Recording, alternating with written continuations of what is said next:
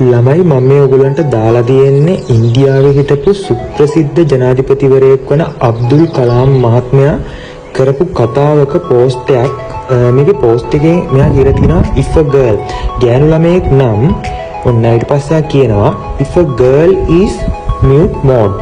මෙතන mute mode කියලා අදහස් කරන්නේ ගෑනු ළමෙක් නිහඬයි නම් if a girl is mute mode ගෑනු ළමයෙක් නිහඬයි නම් it's dangerous.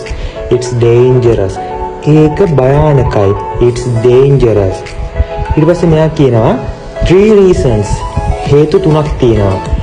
එකක් තමයි crying from inside. ඇතුලින් හඬා වැටෙනවා. ඒ කියන්නේ හිත ඇතුලේ මොකක් හරි දුකක් තියාගෙන ඒකෙන් වැළපෙනවා. ඒකෙන් හඬා වැටෙනවා. දෙවෙනි හේතුව needs a hug. Needs a hug. වැළඳ ගැනීමක් අවශ්‍ය වෙලා තියෙනවා. needs a hug. වැළඳ ගැනීමක් අවශ්‍ය වෙලා තියෙනවා. තුන්වෙනි එක තමයි tired of waiting.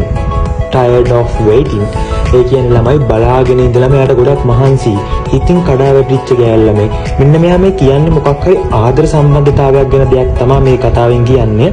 ඉතින් මම හිතන්නේ ඔයාට මේ පෝස්ට් එකෙන් ලොකු කියන්නේ ඉංග්‍රීසි ගැන පොඩි හරි දෙයක් ඉගෙන ගන්න ලැබුණා කියලා මම හිතනවා. ස්තුතියි ළමයි. සුබ දවසක්. මගේ ගෲප් එකට ජොයින් වුණ හැමෝටම ස්තුතියි.